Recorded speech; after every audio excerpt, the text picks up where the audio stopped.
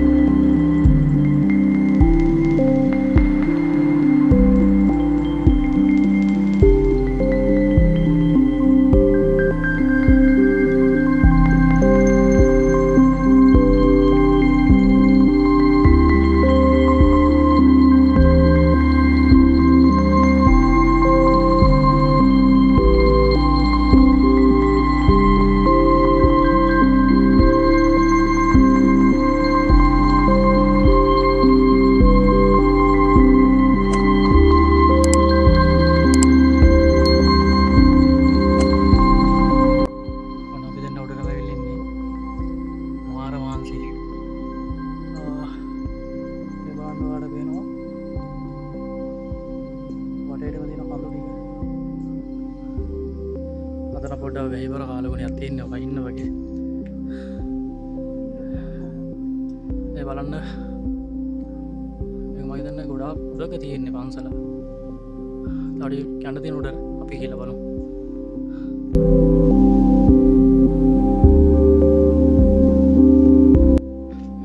ඔන්න අපි උඩටම ආවා.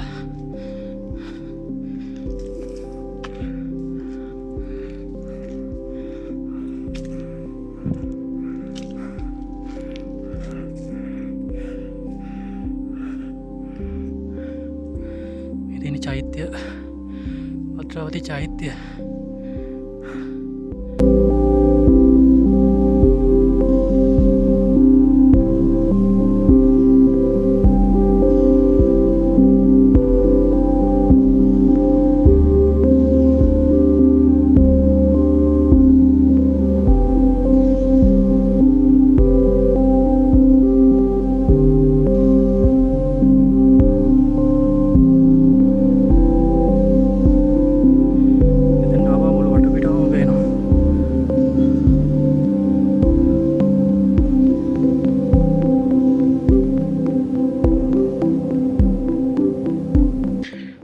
අරවලට වෙන්නේ අපි අවපාරේ පාර තමයි අපි ආවේ. ඔතනින් කොහොම ඇවිල්ලා අර තියෙන්නේ මේ පන්සලත් එක්කම කොඩියක් දාලා තියෙන පාර. එතනින් අතුලට ඇවිල්ලා එතනින් කොහොම එන්න තියෙන්නේ.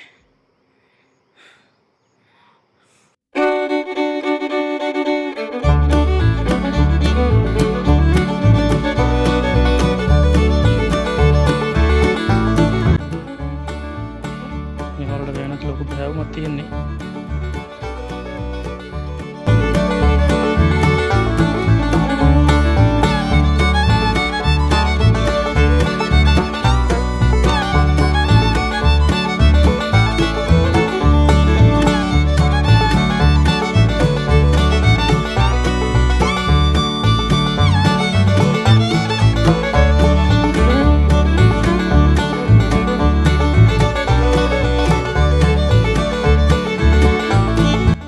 පේනවා මේදුමෙන් සම්පූර්ණ වැහිගෙන එන්නේ අර කඳු ආයෙම වැහිගෙන එන්නේ.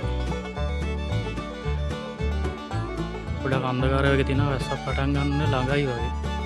පේනවා සම්පූර්ණ මේදුමෙන් අර කඳු ආයෙම වැහිගෙන එන්නේ.